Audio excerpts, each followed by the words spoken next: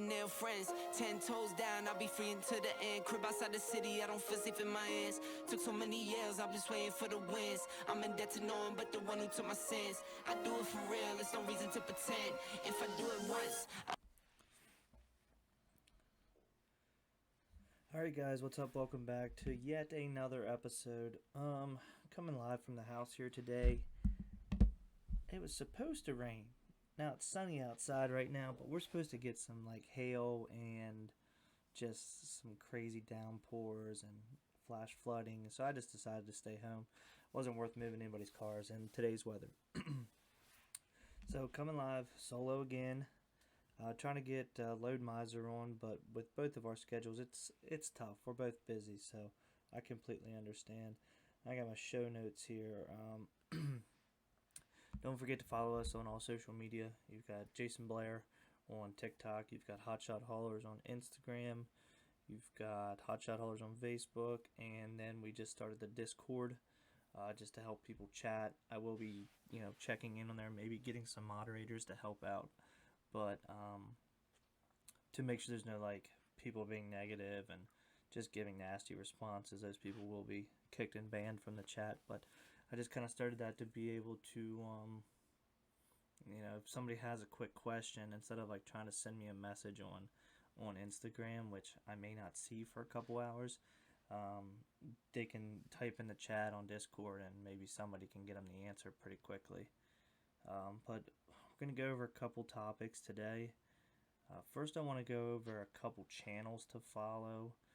Guys that I've been following that have either less than 1,000 subs or they're just putting out constant good content. I kind of want to touch on people like this to help them get the subscribers they deserve, and also show you guys who you should be watching, and I won't touch on the people you shouldn't be watching. There's just a lot of people out there giving bad information and bad, dangerous information, should I say. Some videos of load securement and the proper way to hook up a gooseneck or a fifth wheel or things like that. It's just what people I talk about this all the time. Like, if you don't know what you're doing, it's okay. Ask for help.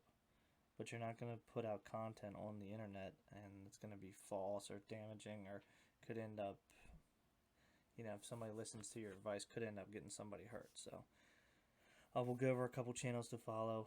I have a good question from the last time, is why I haven't been running any flatbed.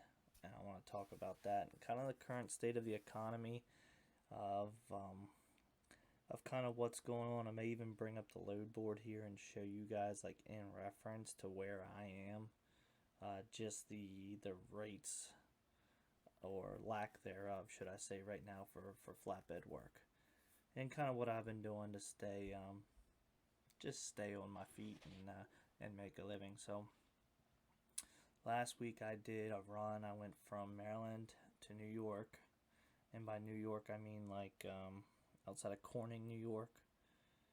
Go up 15 and 11 and just kind of head straight up 15 into New York. So I would say south central New York is just kind of a reference points for you. So it's 210 miles to get up there. I drove up there from my house, up there empty, got loaded in Painted Post, New York, and Cuba, New York, which are about an hour away from each other. And then I ended up delivering them one in Aiken, South Carolina, and one in right outside of Augusta. I'm trying to think of what the actual town was called. Right outside of Augusta, Georgia. And they were only 30 minutes away from each other, so it worked out well. And ended up making, from the time I left my house to the time I dropped those off, about $4 a mile. So even with the empty miles, I was still making a good amount of money. So let's talk about flatbed. Why haven't I been running flatbed?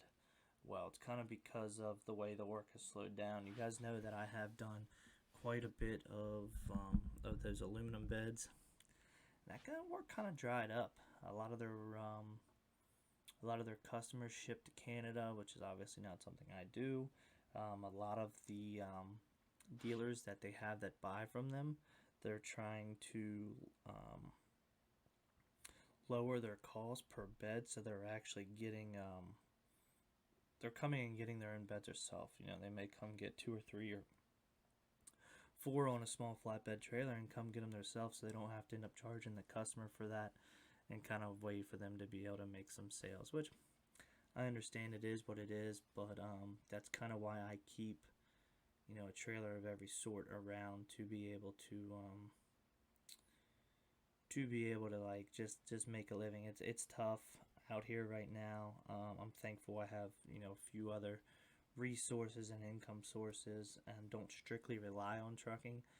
Not that those income sources are, you know, my trucking aspect is 99% of the money I make, but there is still that nice when you feel like you're doing something or you're getting some money coming in from other sources, like, you know, some of the affiliate stuff I do, YouTube, TikTok, sponsorships, things like that. And you'll see more on that coming. If you guys follow me on TikTok, I must have 60,000 on TikTok, and I've actually been getting brands reaching out quite a bit to do like product reviews and you know, getting some free stuff. Like, shout out to Brunt, they sent me a pair of boots, which is awesome, and so far so good on those. We'll review that on the TikTok. I kind of keep that stuff for TikTok or Instagram instead of boring people with a ton of ads on here at first, but as things start to grow, you know, that's a way for me to pay my bills. Anyways, so will I go back to flatbed? Possibly. My plan would be to buy a 40-foot. If I'm gonna do any flatbed work, would be to go out and buy a 40-footer and sell the 36 I have now. So if anybody's interested in the Gator I have, it's 35 plus 5. It's got 8,000 pound axles. It's got 17.5-inch wheels and tires. It's got a winch on it.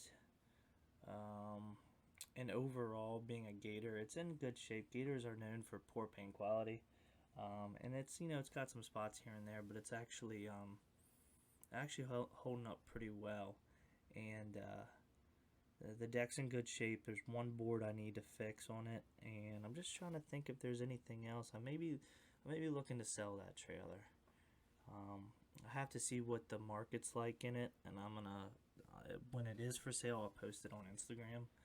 And it's gonna be like 2 prices. It needs brakes or a little bit of brake work, so I'll either sell it completed, like done by a shop, or probably done by a shop because I won't have time to do it, but put all new brakes on it, and that'll be reflected at one price. Or if somebody wants to buy it as is, you know, they can buy it at another price. But it's just kind of preference, and we'll be willing to take it to a shop and getting it done. Now, that being said, is obviously if I do buy a 40-footer, I will be going back to doing flatbed work as requested. I don't necessarily prefer to do flatbed work just with, I've always talked about this before, like the difference between cars and freight, your load, your unload times. Like your window to load freight sometimes can be 24 hours a day at a facility, and unloading 24 hours a day at a facility, or it could be in this window where we only load trucks from 10 to 2, and if you don't get unloaded and get over there by 10 or by 2, you wait until the next day. You could have had something on your deck and moving forward. And so with cars, you know, most of the business I did for open cars were auction work, where you had to think of like a Manheim is open from, you know, 6 a.m. to 10 p.m. to get cars. There's ways of you to get cars 24/7 by getting a carpool or pull them out from there. You know, dealerships are 9 to 6, sometimes 9 to 8, gives you a little more hours. And what I've been finding a lot of success with here recently is with the enclosed business, is just the private to private, is where I pick up from a customer and deliver to a customer. And within reason, you know, I'm pretty much being able to work or load or unload between 7 at night or 7 in the morning and 10 at night maybe. Sometimes people are like, I'm not going to be there till midnight. Either I can unload now at midnight, or like I can stay and wait till the morning some people are like, you know, let's go ahead and get it off. I'll be awake, or whatever the case may be. So that's kind of what you need to keep in mind with the flatbed and car hauling. I was just getting sick of those windows and not being able to kind of maximize my time, should I say.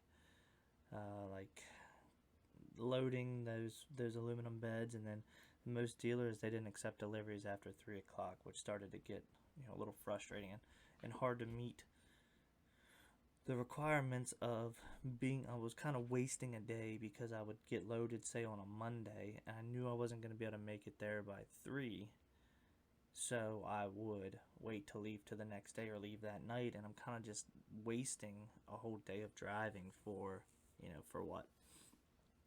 But anyways, will I go back? Yeah, I'm thinking of getting a 40-footer and having it ready.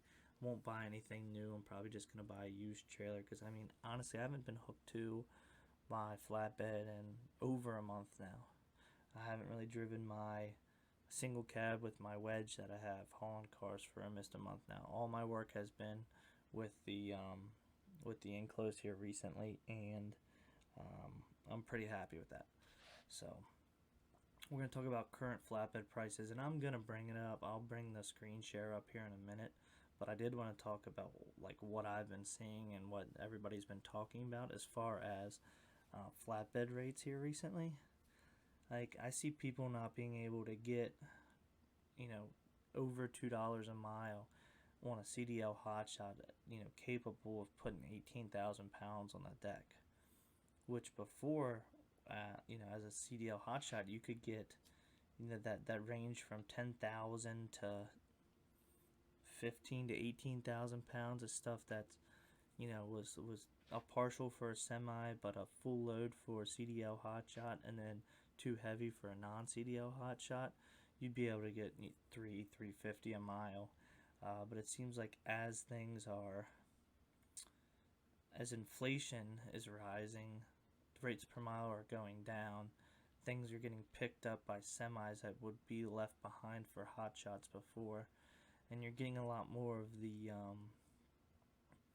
know, the post on truck stop that say no hotshots, and there's reasons for that, which a lot of people are causing, but that's another story for another day. But before I screen share, I wanted to say that with the enclosed, I mentioned I was able to get over $4 a mile, all miles, which is, you're able to name your price when you're hauling someone's prized possession like that. The 1931 Lincoln 7-passenger limousine that I hauled was previously owned by Henry Ford's wife. So the owner, creator, head mastermind behind Ford, Henry Ford, his wife, that was her personal limousine. The guy paid an extreme amount of money for this as a retirement gift to himself, to have a driver, local car show kind of car to go tell the story behind it and show it off. You know, and that guy worked his whole life for, you know, for that car. So I was able to name my price on that. I named a great price because that car actually weighs 6,500 pounds. So it was going to be the only car in there. And they wanted that for the reason of how difficult this car is to start. And once it's started, it needs to be running for a little while without being shut off. So they didn't want it being moved in and out of the, trailer a bunch of times, flooding it out and causing damage to it. So I was able to name my price for that, which was, I thought, more than enough. And he actually ended up giving me a $400 tip on top of that, which is absolutely awesome. So what I'm going to do now is I'm going to kind of rearrange myself here so I can... I've got the camera set up to the side like this so I can kind of get the best light on me in this room. So I'm going to switch over here to... let's see. Switch over to this. So if you see here, the first one, well, this is actually the last one I brought up, is Adventures in Trucking. I've been watching this guy's videos, coming up. He's got for about the last month, he's been uploading these videos, and reason I was drawn to his channel is actually his setup. You know, he's got a Freightliner M2 style chassis, a sport chassis, and a big, you know, CDL setup style gooseneck. So if you see in, like, as this starts to play here, you can see just the size of that piece of equipment that they're putting on. This one up here, I think that was an 18,000 pound Cat engine that's on his trailer. So guy invested a lot of money, obviously is investing time into making videos now, and it doesn't look like there's anything that is half-assed about his operation. So he's only 23 away from 1,000 subscribers. So I'd go over and give him a look and go subscribe to him. I know it doesn't say subscribed on mine because I'm on one of my other accounts I don't use here. We'll give him 2 subscriptions because I'm subscribed on my other account, the one I actually watch videos on. Alright, so next we'll move over. I've talked about him before, KDL Hotshot RV. He's got an awesome setup, another CDL setup, but what drew me to his channel in the first place is his sleeper. I'm pretty sure one of the first videos I ever watched from him, he had a transfer case failure.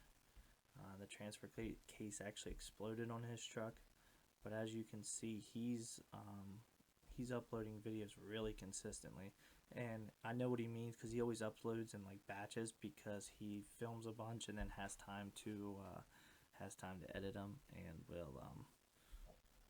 will edit, and you'll learn a bunch of this stuff, like his, you know, he's got an AC set up and TV, and you can cook in the truck, and if you're looking to be out on the road that long in a hot shot, having a sleeper like that is ideal. Alright, and then the last one we got, I'm trying to do this left-handed, Hustle Haul and Tow Trucking. He does haul and tow work,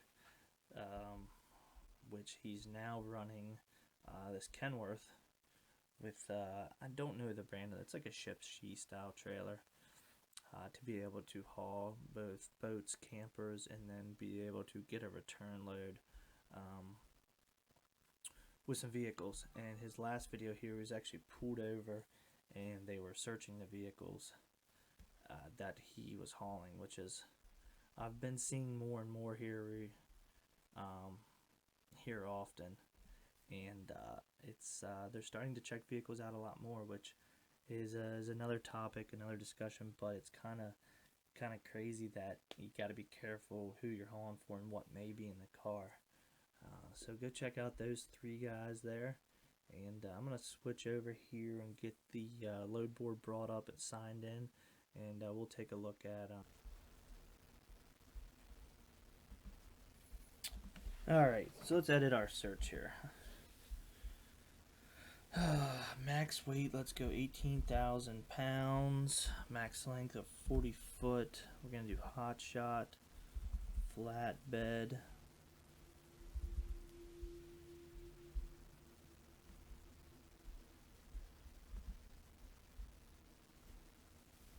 We'll do that. We're here in Westminster. We'll do within, let's do within 150 miles of here. Going within, let's just say going within 500 miles of here. Alright, let's take a look here and see what we got. So I just reloaded that page, okay? The highest rate. Well, let's start here. Let's do it this way. Unknown caller. Spam all the time. If you look at all these loads, alright, you've got to think, if you want to make, say, $1,000 a day, out of a load like this, you're going to want to make at least $1,000 a day. Excuse me. You're not going to be picking up any of these, obviously, these high rates where they say $7. I mean, you're going, let's see what this is, 11,500 pounds. It's hazardous material. So if you have a hazmat endorsement. It doesn't have the length or the width or the height posted, and it's listed as a flatbed load, so it could end up being something that's longer than 40 feet. But if you continue looking here, let's just look at anything over $1,000. So here we go. What do we got? Hot Shot, 10 foot long, 10,200 pounds. TWIC card required. How long is it going to take you to get in and out of Philadelphia with a TWIC and to get to New Hampshire for only $1,000, which is $2.85 a mile? These two are the same here. Aberdeen, Maryland to Concord, New Hampshire. U.S. citizen, clean background, probably coming off of some type of government facility or a military base or something like that. I'm not sure what exactly they have in Aberdeen, but that's $2.84 a mile, $1,200. Same thing, Maryland, going up to New Hampshire. But you have all these little loads on here, you know, paying $375, like from New Jersey to Frederick. Who's going to end up picking up something like that?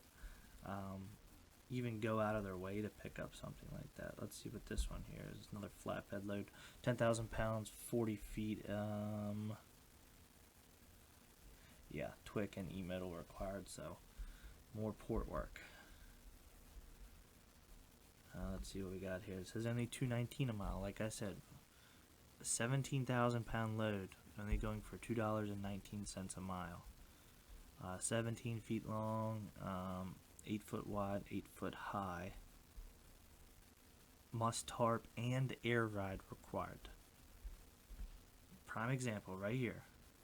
$2.19 a mile. Must tarp and air ride required for a 17,000 pound piece. It's crazy. So everything else is under $2 a mile here. This is coming out of Westminster, Maryland, which is right outside Baltimore. So you have to think, like let's just for giggles here. Let's see what this is. 8,500 pounds, 20 foot long, going 60 miles for $400. No more information on that. You'd have to call and see what they're actually moving. See what this is. See, it doesn't say either. Probably some type of container or large equipment. Well, 30 foot it wouldn't be a container, but you get the point.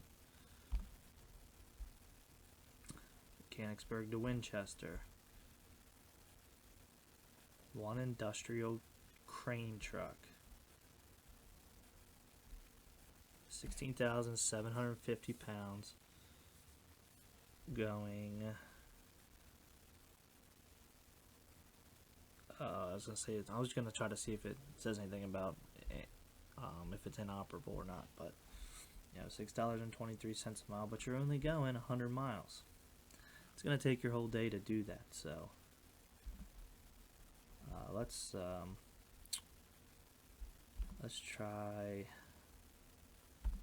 do this. Let's go from somewhere else. What's in my previous searches? Let's go from,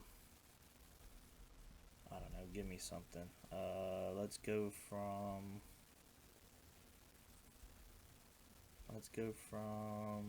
Toledo, Ohio. Toledo, Ohio, back here toward, well, not really towards Westminster, but you get the point. Alright, so let's see what we have here. 40-foot shipping container. Does that say 11?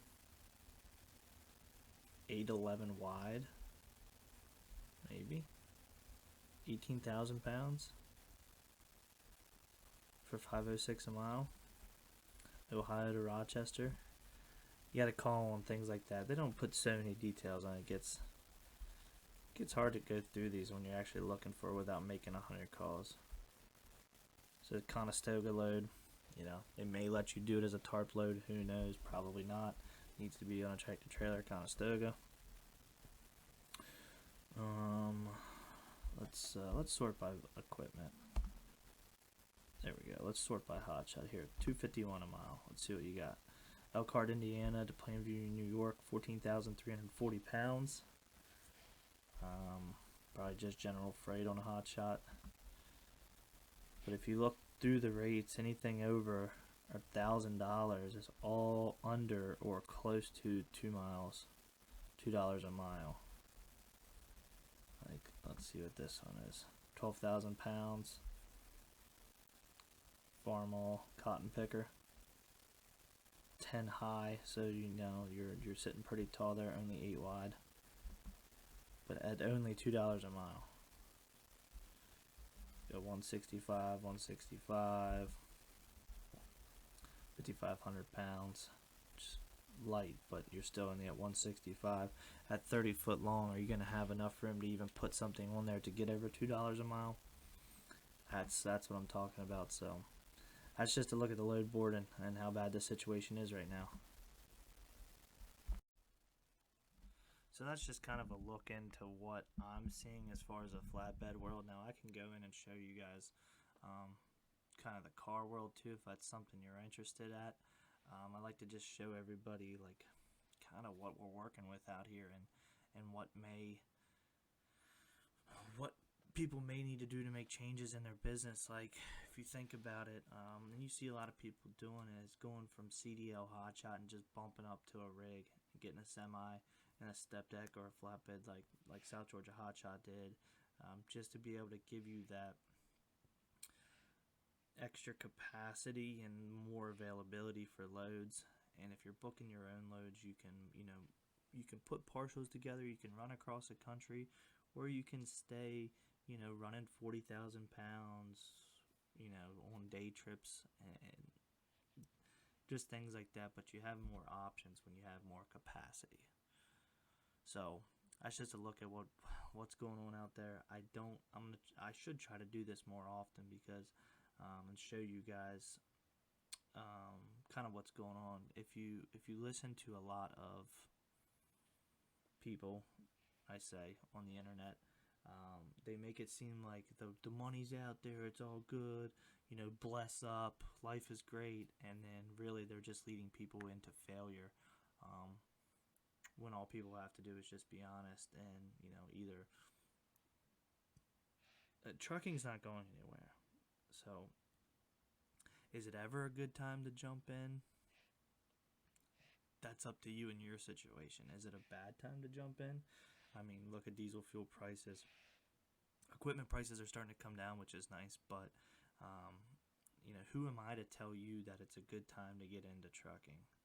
So with that being said, guys, I thank you for watching yet another episode. Hopefully we can at least bang out 1 or 2 of these a week, and I'll see you guys on the next one.